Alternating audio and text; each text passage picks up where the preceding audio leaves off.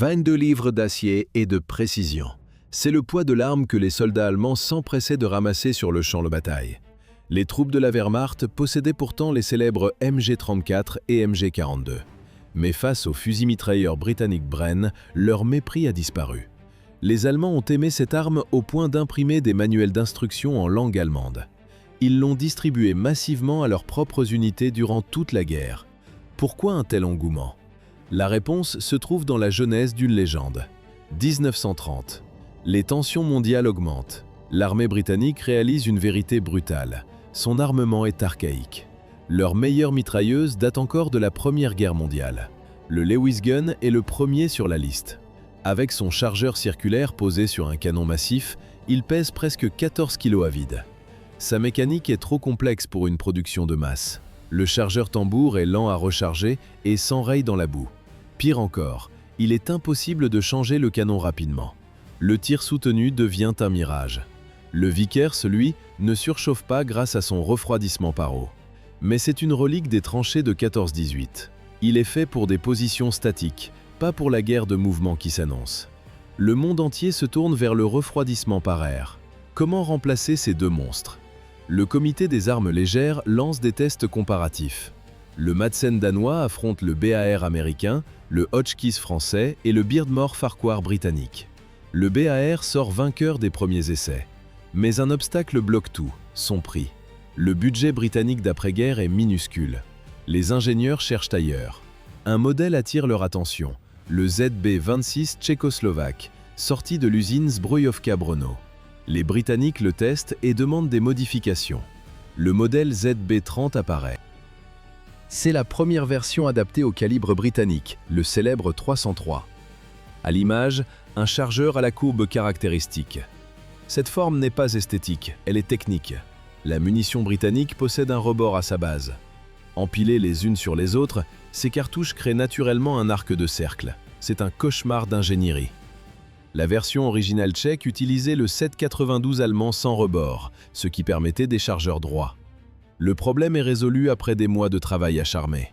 Les soldats expérimentés développent une habitude, ne charger que 27 ou 28 balles au lieu de 30.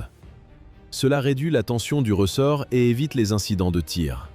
Le chargement demande une précision chirurgicale. Chaque cartouche doit être placée de façon à ce que son rebord soit devant celui de la précédente.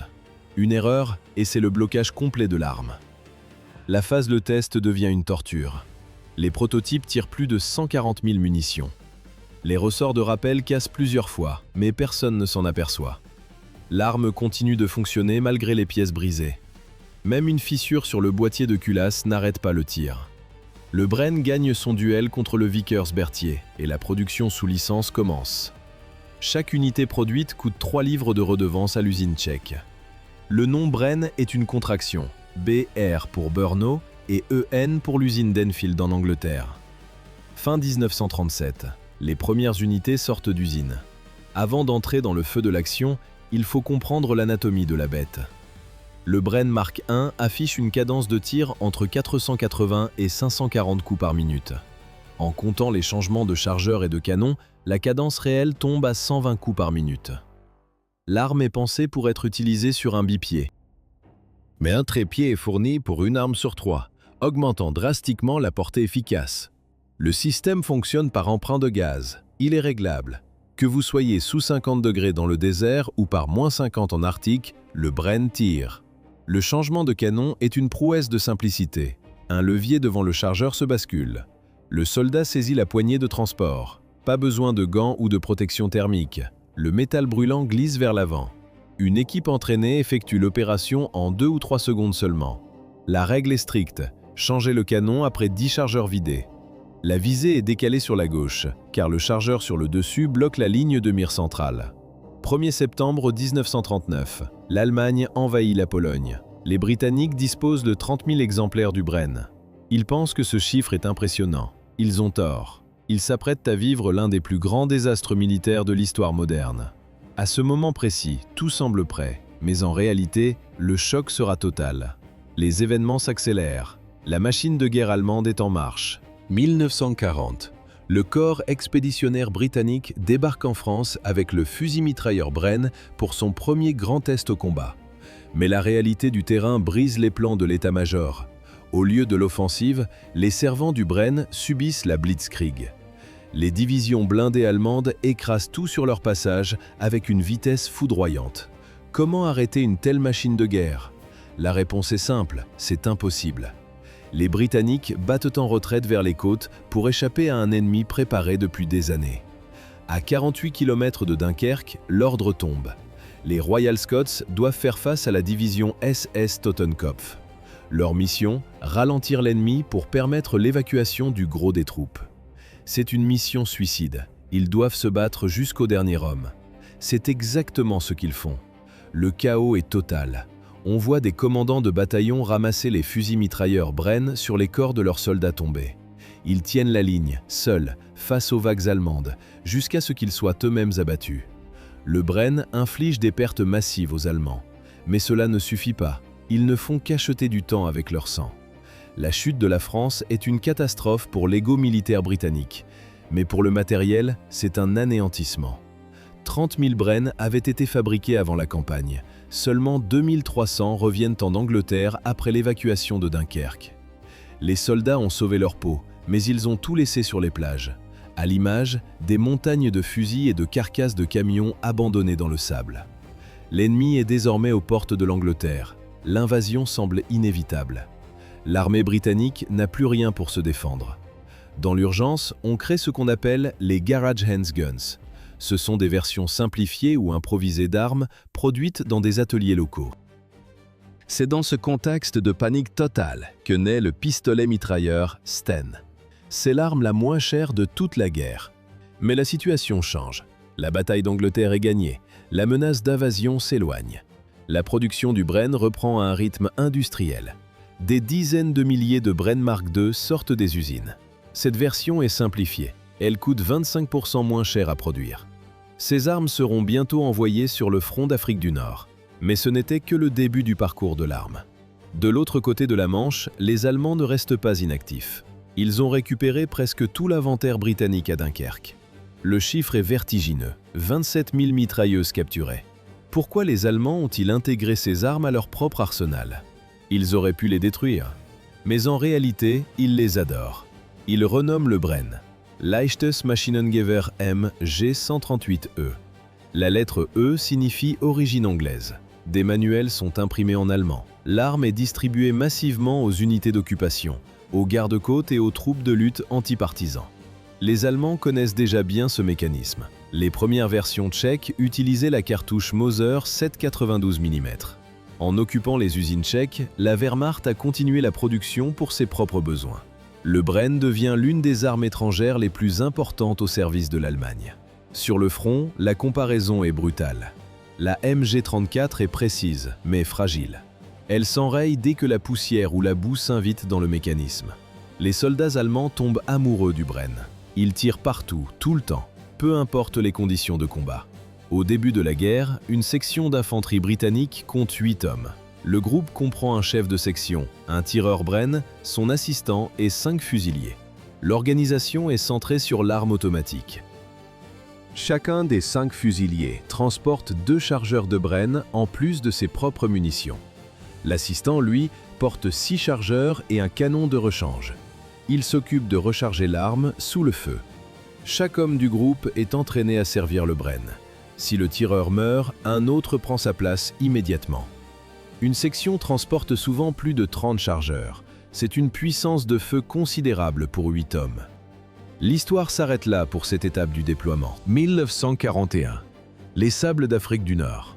C'est ici que les soldats britanniques découvrent la véritable nature du fusil mitrailleur Bren. Le verdict est immédiat. L'arme est d'une précision chirurgicale. Pourquoi cette arme fonctionnait-elle là où les autres s'enrayaient? La réponse tient en un mot, la fiabilité.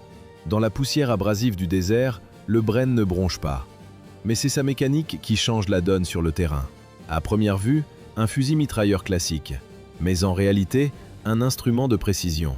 Le mécanisme à emprunt de gaz fonctionne sur un axe parfaitement rectiligne.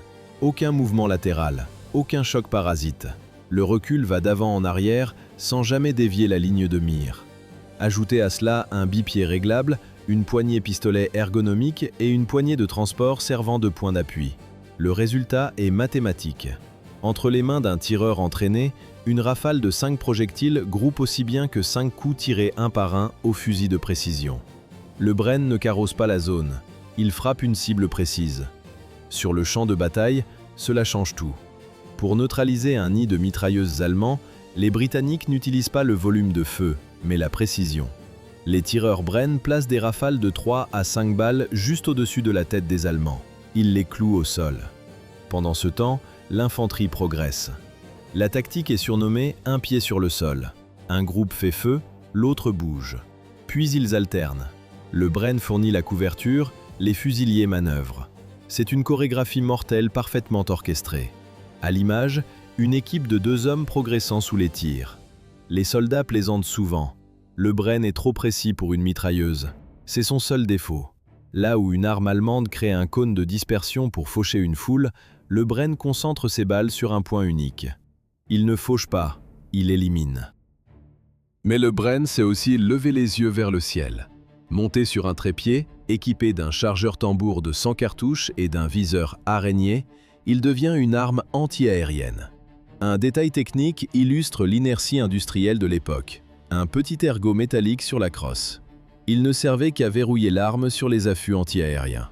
L'armée a cessé d'utiliser ces affûts après la guerre, mais l'usine a continué de fabriquer cet ergot sur toutes les pièces de rechange jusqu'en 1976. Personne n'avait pensé à mettre à jour la liste de production. Mais tout n'est pas parfait. En août 1942, lors du raid de Dieppe, les chargeurs tambours de 100 coups sont testés pour la première fois. C'est un désastre total. Comme presque tout le reste de cette opération, le matériel échoue. Les tambours s'enrayent au pire moment. De nombreux tireurs Bren paient cette défaillance de leur vie sur les galets de la plage. On ne peut pas parler du Bren sans mentionner le Bren Carrier. Le nom officiel est Universal Carrier, un petit véhicule blindé chenillé. 113 000 unités produites, toutes versions confondues. C'est le véhicule de combat blindé le plus fabriqué de toute l'histoire. Sur les premiers modèles, le Bren est fixé sur un support. Plus tard, on se contente de poser l'arme sur un bloc de caoutchouc dans une fente blindée. Le tireur le maintient à la main. L'idée est simple, pouvoir démonter l'arme en quelques secondes pour combattre à pied. Mais le châssis est polyvalent. On y installe des fusils anti-chars Boys, des mitrailleuses lourdes Vickers, des mortiers ou des lance-flammes Wasp. L'un des actes les plus héroïques liés au Bren se déroule à la toute fin du conflit. Avril 1945, Italie du Nord. Le caporal Thomas Peck Hunter a 21 ans. Son unité de Royal Marine Commandos fait face à une ligne de défense allemande terrifiante. 9 mitrailleuses et des mortiers couvrant 200 mètres de terrain totalement découvert. Hunter ne cherche pas d'abri, il s'élance. On le voit sprinter en plein découvert, tirant avec son Bren depuis la hanche. Les balles sifflent de partout, il recharge en courant. Seul, il atteint les positions ennemies, nettoie 2 maisons et capture 6 soldats allemands. Mais sa section est bloquée. Ses hommes sont cloués au sol par un feu croisé. Hunter prend alors une décision radicale. Il grimpe sur un tas de décombres. Il se tient debout, parfaitement visible. Il devient la cible prioritaire pour détourner le feu des Allemands. Il vide chargeur après chargeur pour protéger ses hommes. Il continue de tirer jusqu'à ce qu'une balle de mitrailleuse le frappe en pleine tête. Il recevra la Victoria Cross à titre posthume. Ainsi s'est forgée la légende du Bren. Une arme de précision dans un monde de chaos. 1945. La Seconde Guerre mondiale se termine, mais la carrière du Bren ne fait que commencer. Dans les années 50, le Royaume-Uni adopte une nouvelle munition standard, la cartouche OTAN de 7,62 par 51 mm. Londres se retrouve face à un dilemme. Faut-il concevoir un nouveau fusil mitrailleur ou transformer les milliers de Bren en stock? Les tests en stand de tir tranchent rapidement. La conversion coûte moins cher.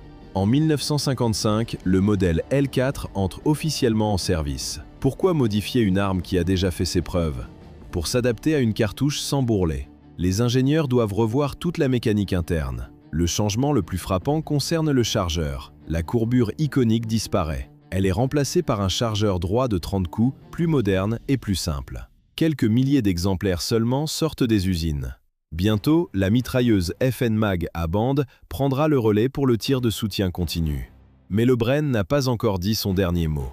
Guerre de Corée. Les forces britanniques et du Commonwealth déploient leur vieux Bren en calibre 303. Sur le terrain, une situation absurde se produit. Les soldats font face à un ennemi équipé du même design. Les troupes chinoises utilisent des ZB-26 capturés ou fabriqués sur place. À l'image, deux armées qui se tirent dessus avec la même architecture mécanique. Le bruit des culasses est identique des deux côtés de la ligne de front. Le Bren survit aux guerres de décolonisation. De 1948 à 1960, il s'impose lors de l'insurrection malaise.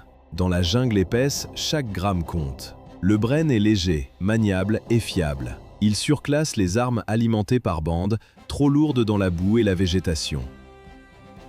Plus tard, les unités du SAS déploient la version L4 lors de la rébellion du Dhofar à Oman. Dans le désert, la gestion des munitions est une question de vie ou de mort. Le Bren permet une économie de tir cruciale lors des engagements prolongés sous un soleil de plomb. Mais c'est en Inde que le Bren bat tous les records de longévité. Comment une arme de 1930 peut-elle rester en première ligne aussi longtemps? La réponse se trouve dans les usines locales. Depuis 1942, l'Inde produit ses propres exemplaires. La fabrication ne s'est jamais arrêtée, traversant tout le XXe siècle. Sur des clichés datant de 2009, on voit encore des soldats indiens patrouiller avec des Bren de calibre 7,62. Ce n'est qu'en 2012 que l'armée indienne retire officiellement l'arme de son inventaire. 70 ans de production ininterrompue. Le design original a survécu à l'empire qu'il avait créé. Ainsi s'est achevée l'histoire industrielle du Bren.